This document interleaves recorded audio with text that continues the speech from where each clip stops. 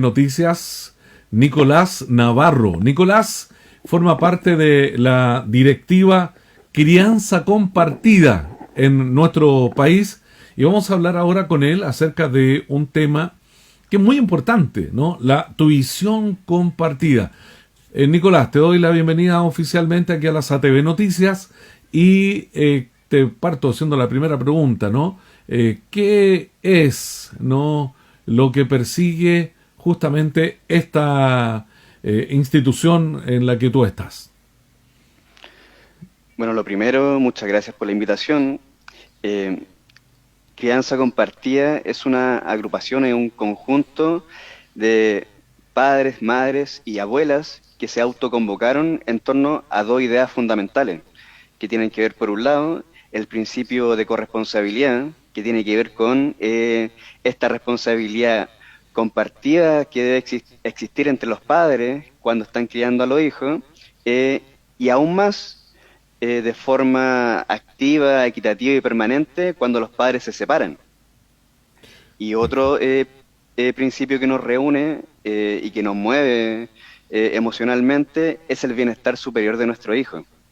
Entonces, aquí nos encontramos con abuelas que, por ejemplo, una vez que los hijos se separan de la pareja, dejan de ver a los nietos y no pueden verlo durante mucho tiempo, mamás que no se quedan con el cuidado personal de sus hijos, empiezan un proceso de desvinculación, primero una desvinculación por incumplimiento de los acuerdos verbales, o sea, los papás se separan, pueden llegar a ciertos acuerdos de palabra, ocurre algún cambio en la situación del vínculo entre esos dos papás, por ejemplo, aparece una nueva pareja, y ahí empiezan los problemas, la obstrucción parental, procesos de alienación parental, procesos de falsas denuncias, utilización e instrumentalización de los hijos para hacerle daño al otro progenitor, por un daño que ese progenitor que está obstruyendo el vínculo siente que le hizo. Perfecto. Entonces, claro, cuando inician estos procesos, se empieza a impedir un poco la participación de este papá que no convive con el hijo en la crianza de él. Nicolás, te escucho con mucha atención y no puedo dejar de reflexionar una situación que me llama la atención, ¿no?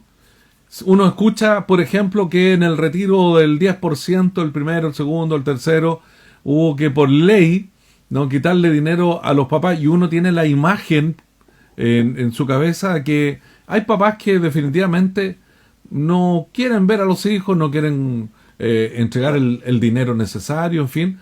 Pero me doy cuenta en esta conversación que recién iniciamos contigo que hay, y debe haberlo, ¿no?, un alto número de papás, particularmente papás, aunque tú me aclararás si hay mamás también, ¿no? Y el resto de la familia, que logran tener un lazo afectivo y muchas veces potente con los niños que forman parte de esa pareja y luego no lo pierden. Me imagino, y vuelvo aquí para la pregunta, ¿no?, que hay un alto número de personas, ¿es así? Personas que están en esta situación, peleando por Sí, la por supuesto. tuición. Sí. Mira, hoy en día, hablando del retiro del 10%, que es parte de lo que nosotros reconocemos como la corresponsabilidad parental. O sea, los dos papás tienen derechos y tienen deberes con respecto a la crianza de los hijos. Pero fundamentalmente son los hijos los que también son titulares de derechos.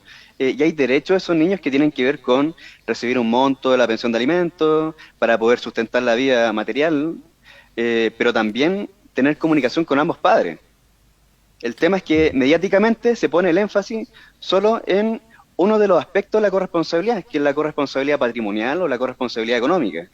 Y claro, cuando se habla de que un papá o una mamá que no tiene la convivencia con sus hijos no los puede ver, estamos hablando en términos estadísticos de que el año pasado, el año 2020, solamente se ingresaron 400.000 constancias por incumplimiento de régimen comunicacional, o sea, padres que ya habían ido a tribunales habían recibido una resolución judicial que les daba un régimen de visita con su hijo, van a cumplirlo, se presentan en la casa y simplemente a los hijos no los entregan. Y no hay Perdón, forma de poder per- cumplir ese régimen comunicacional si no es por la voluntad o la buena voluntad del progenitor que ejerce el cuidado personal. A ese tipo de situación nosotros le llamamos ejercer el cuidado personal de forma abusiva. Se 400, abusa de una situación de hecho. me hablaste de más de 400.000. 400.000 constancias por incumplimiento del régimen comunicacional y la causal que más se repite es la no entrega de los hijos. Qué terrible. También hay otra causal que aparece ahí en las constancias que tiene que ver con que el menor no se quiere ir con el papá. A ese tipo de situaciones, nosotros lo hemos estudiado en la agrupación, muchas veces son casos de alienación parental. La alienación parental es cuando uno de los progenitores, haciendo abuso de su rol parental, eh, manipula a los hijos para predisponerlos en contra del otro progenitor. Mm. ¿Para qué? Para anularlo, anular la autoridad parental de este progenitor, para castigarlo, para hacerle daño. Entonces, los hijos se cosifican, se convierten en un instrumento de odio Eso. en contra del otro progenitor y descartando toda causal que tenga que ver con que este otro progenitor haya ejercido violencia contra el niño o haya ejercido algún tipo de abuso, descartando ese tipo de situaciones, lo que queda es que había un vínculo de afecto entre ese papá o esa mamá que no convivía con su hijo y a posterior, una vez que se separa la pareja, ese vínculo empieza a ser horadado, empieza a ser socavado por esta voluntad obstructora, alienadora del progenitor que tiene el cuidado personal. Y claro, si tú me preguntas cuántos papás hay en esta situación, revisando los datos, 400.000 constancias por incumplimiento del régimen comunicacional, estamos hablando también de que hoy en día la ley no permite acceder a un cuidado personal compartido, pero y lo deja solamente a la voluntad de acuerdo que puedan tener ambos padres, pero solamente con la ley que tenemos hoy en día, ya más de 4.000 papás se han podido poner de acuerdo para poder llegar a un convenio, a una transacción por cuidado personal compartido de los hijos. Imaginemos un mundo en donde se pudiera hacer exigible legalmente un cuidado personal compartido, una tuición compartida y muchas demandas que hoy en día son por cuidado personal exclusivo, se convertirían automáticamente en demandas de cuidado personal compartido. Porque los papás, si hay algo que se repite acá, o encontramos frecuentemente en esta agrupación, es que tanto las mamás como los papás que no tienen los cuidados personales, lo que ellos buscan no es quitarle los hijos al progenitor que sí tiene el cuidado personal, sino que compartir la crianza. ¿Cómo se comparte esa crianza, Nicolás? Esto empieza desde el embarazo, ¿no?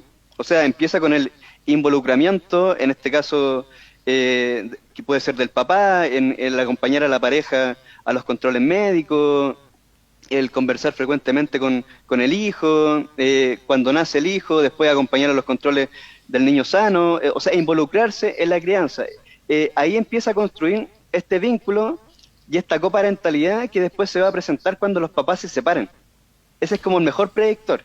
Pero lo que pasa es que aún teniendo ese involucramiento y ese vínculo, muchas veces luego de la separación, aparecen características en la personalidad del progenitor que se queda con el cuidado personal que impide que esa corresponsabilidad se pueda ejercer de forma real y efectiva. Entonces nos encontramos con que el papá que no tiene el cuidado personal y quiere participar en la educación de su hijo y se quiere integrar como apoderado, el centro educativo, a la primera persona que le pregunta para que ese papá se pueda integrar como apoderado, es al apoderado que convive con el niño. Entonces, si este apoderado se niega, el papá que no convive con el niño simplemente no puede participar de forma corresponsable de la educación de su hijo.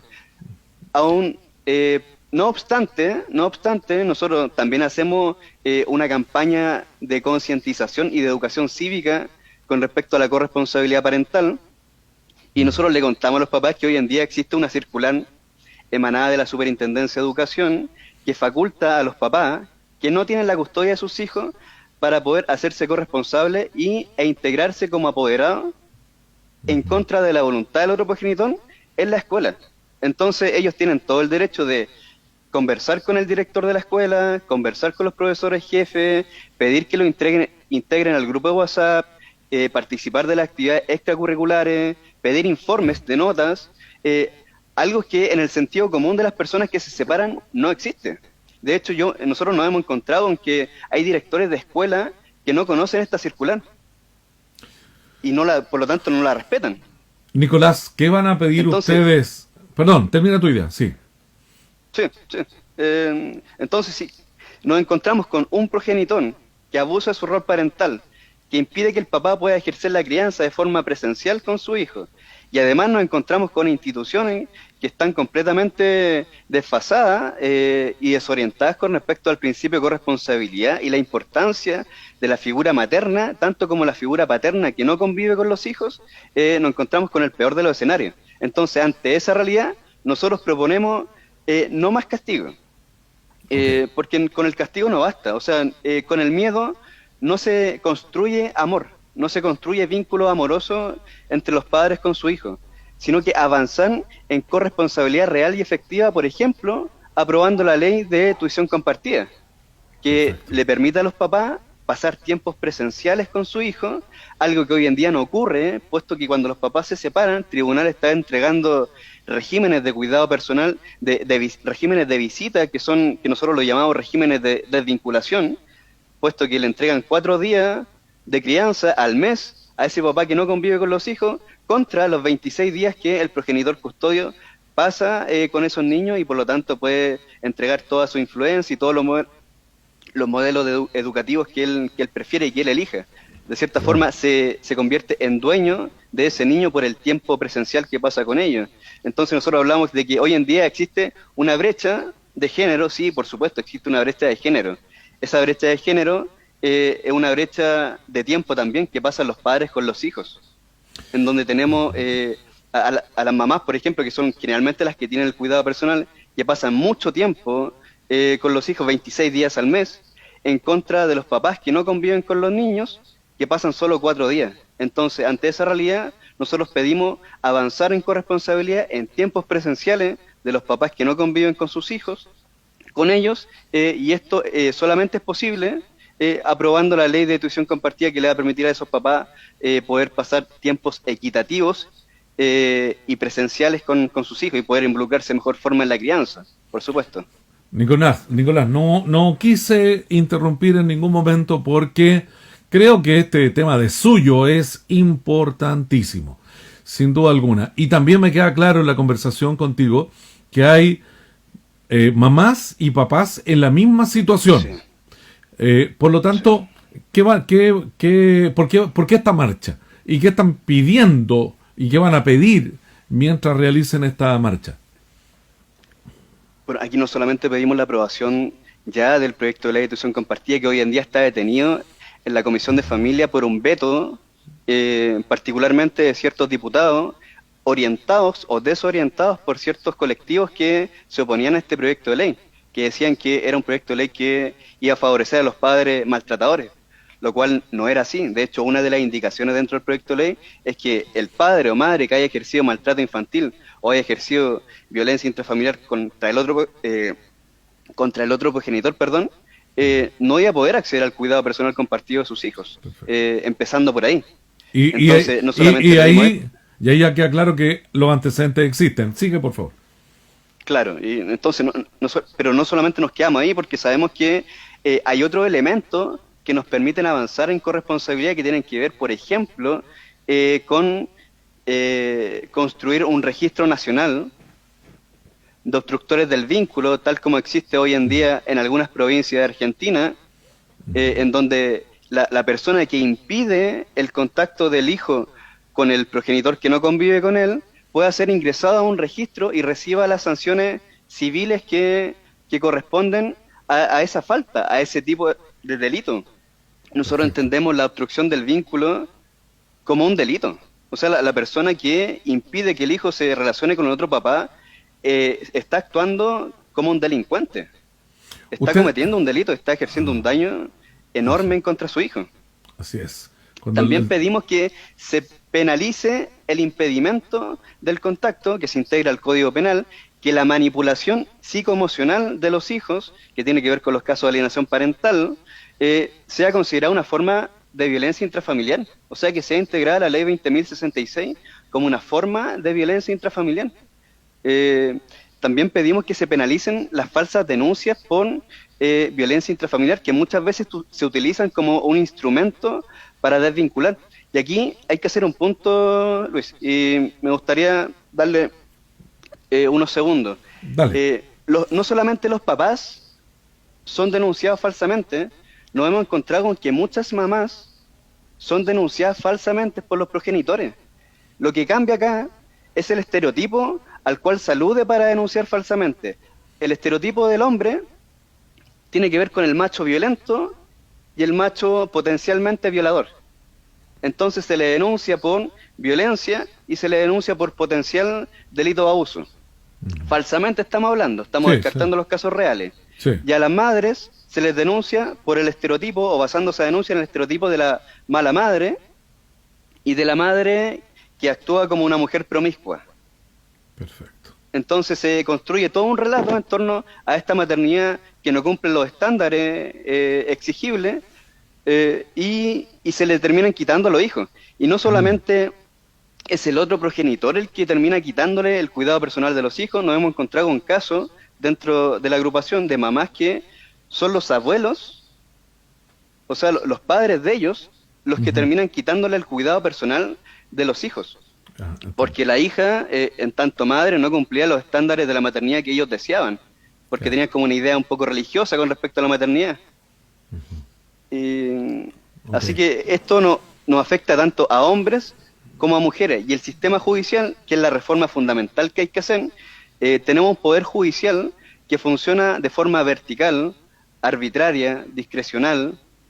Hay mucha incompetencia y mucho contubernio dentro del Poder Judicial, particularmente en los tribunales especializados como en los tribunales de familia, en donde nos hemos encontrado con casos, por ejemplo, el caso ocurrido en los Andes, en donde los padres y las madres afectados por este tribunal, el Tribunal de Familia de los Andes, denunciaron a través de manifestaciones que dentro de ese tribunal había una abogada que se ponía de acuerdo con consejero técnico y con magistrado para ganar casos de forma previa, de forma ya preacordada.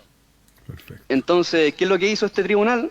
Los jueces de este tribunal se inhabilitaron todos, pero todos, para seguir conociendo estos casos.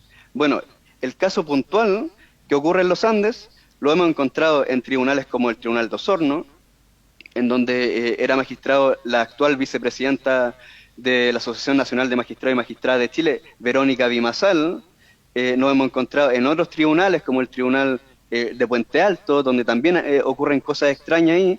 Entonces, también queremos dar cuenta de que hoy en día, tribunales de familia no está haciendo lo que le corresponde, que es solucionar los conflictos familiares, sino que más bien lo que hace es intensificarlos, extenderlos en el tiempo, los judicializa, lo intensifica, y todo esto no favorece a las familias, sean papá o sean mamá. Esto favorece solamente a los abogados, que son los que más ganan, favorecen a los magistrados que construyen sus propios negocios ahí en conjunto con los consejeros técnicos y los abogados privados, y el negocio del peritaje, que hoy en día está bastante desprestigiado en ciertos aspectos. Qué terrible, qué terrible.